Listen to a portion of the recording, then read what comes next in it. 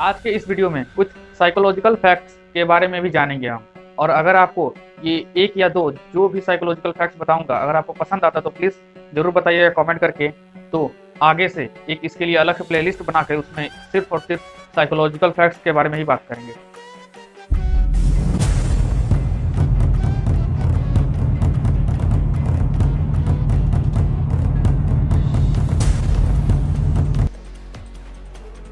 So hello friends, कैसे हैं आप सब। स्वागत है एक बार फिर से आप सबका मेरे यूट्यूब चैनल रैपिडली रिव्यू पर, जहां पर हम बात करते हैं कुछ इंटरेस्टिंग और शॉकिंग फैक्ट्स के बारे में। तो चलिए हमेशा एक तरह शुरू करते हैं ब्यूटीफुल लाइन से। And today's beautiful line was said by APJ Abdul Kalam. जी हाँ, और इन्होंने ये कहा था कि it's better some time to bunk your class and enjoy with your friends because whenever I today's look back then marks never make me love but memories do.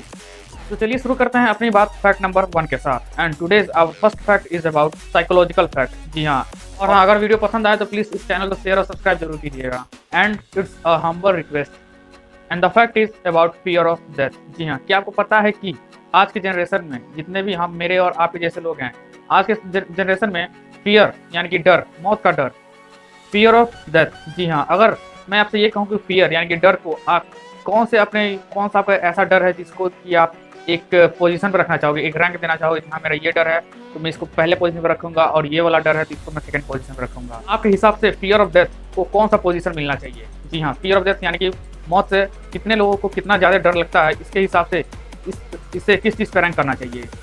तो मैं आज आपको बता दूं कि फियर ऑफ डेथ एक second position पे आने वाला फियर है, क्योंकि पहले पोजीशन पे जो डर है हम सबको आज की जनरेशन में वो ये है कि फेलियर का, फियर ऑफ फेलियर, ये आज की जनरेशन में पहले नंबर पे आने वाला डर है। क्योंकि यूँ कहें कि आज की जनरेशन में जो लोग हैं, मेरे और आपके जैसे लोग, हम लोगों को डर लगता है तो सबसे ज़्यादा वो है फेलियर का। आज के टाइम में हमें मौत से भी इतना डर नहीं लगता जितना डर हमें इस चीज़ को सोच के लगता है कि हमारा कैरियर कैसा होगा, हमारा लाइफ कैसा होगा। और साथ यही रीजन है कि आज के समय में जो सुसाइड रेट्स हैं वो इतनी तेजी से बढ़ते जा रहे हैं, क्योंकि सबको यानी कि हर एक रिस्पॉन्सिबल इंसान को यही लगता है कि अगर मैंने अपनी ज़िंदगी में कुछ किया नहीं है, कुछ ढंग का कुछ काम नहीं किया है या फिर सक्सेस का कोई काम नहीं किया तो मेरी ज़िंदगी किसी काम की नहीं है।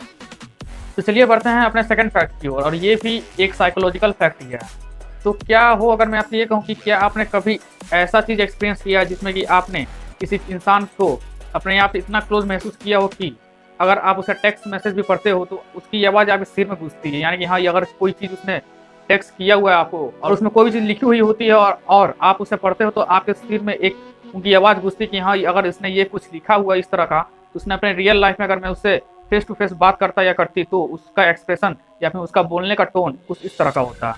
क्या आपने कभी ये चीज़ एक्सपीरियंस किया है? तो मैं अगर अपनी बात करूँ तो जी हाँ, मैंने ये चीज़ एक्सपीरियंस किया हुआ। मैं अगर उस बंदे का टेक्स्ट मैसेज अगर पढ़ता हूँ तो मेरे दिमाग में या फिर मेरे सिर में उसका आवाज़ इस तरह से घुसता है या फिर सुनाई पड़ता है कि हाँ, उसने ये चीज़ लिखा हुआ था, इस तरह से बोला होगा या फिर अब उसके आवाज़ का ये टोन होगा, क्योंकि मैं अपने आप को उस बंदे से बहुत ही ज़्यादा क्लोज महसूस करता हूँ।